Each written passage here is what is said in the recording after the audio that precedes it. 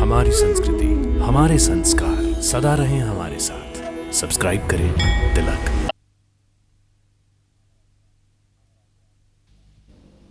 महाराज रामचंद्र, मैं आपका कुलगुरु वशिष्ठ आर्यावर्त के समस्त ऋषिकुल की ओर से आपका अभिनंदन करता हूं।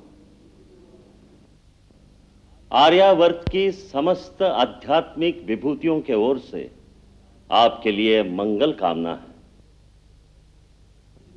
हे रघुकुलमणि, यह आपके जीवन का एक परम महत्वपूर्ण क्षण है, जब आप अपने पूर्वजों द्वारा सुशोभित और सम्मानित राज्य सिंहासन पर आरूढ़ हो रहे हैं।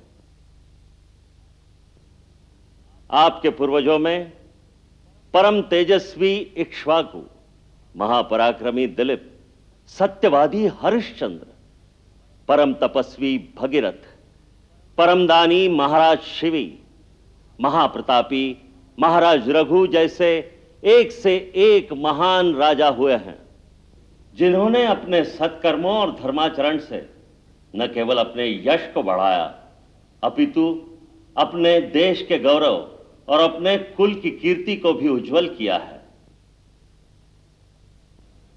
उनके सत्कर्मों के प्रताप का ही फल है कि इतने कल्पों से ये राज्य एक ही वंश में पिता से पुत्र को मिलता आ रहा है। इस प्रकार सूर्यकुल की श्रृंखला में आज तक कहीं विघ्न नहीं आया। ये किसी वंश के लिए बड़े गौरव की बात है, क्योंकि इससे दो बातें सिद्ध होती हैं।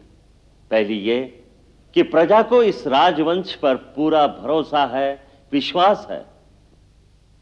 दूसरी ये कि प्रजा के इस विश्वास, स्नेह अथवा भक्ति को जीतने के लिए इस राजवंश के राजाओं ने धर्म का पथ कभी नहीं छोड़ा होगा। प्रजा रंजन के लिए उन्होंने किसी भी बलिदान से मुंह नहीं मोड़ा होगा। उन्होंने प्रजा पर अधिकारी के रूप में नहीं, सेवक के रूप में प्रजा के हृदय पर राज किया होगा। महाराज राम, आपको भी प्रजा को यही आश्वासन, यही भरोसा देना होगा कि इस वंश के पूर्वजों ने अपने अपने पराक्रम, धर्माचरण, तपस्या और आवश्यकता पड़ने पर बलिदान से जो जो परंपराएं स्थापित की हैं, उनका नया राजा भी अपने पूर्वजों की उन परंपराओं को पूर्णतः निभाएगा और अपने पूर्वजों के स्थापित किए हुए मापदंड पर पूरा उतरेगा।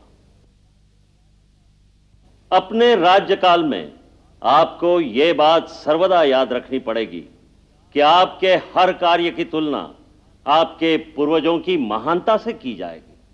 आपको हर कदम यह सोचकर उठाना होगा कि उससे आपके उज्जवल कुल के नाम पर कोई आंच तो नहीं आएगी।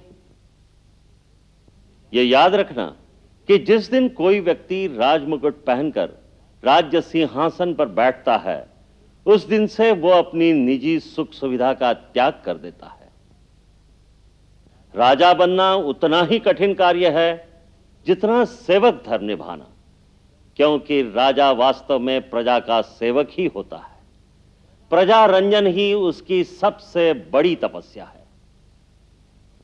अब मैं कौशल देश की प्रजा, आपके मंत्रियों, आपकी सेना और राज्याधिकारियों की ओर से नए राजा के रूप में आपका स्वागत करता हूं और अपनी ओर से आशीर्वाद देता हूं कि आपका पराक्रम ऐसा हो कि आपका राज्य सदा अक्षय बना रहे, आपकी आने वाली पीढ़ियों को भी इसी प्रकार प्रजा का स्नेह और आदर मिलता रहे।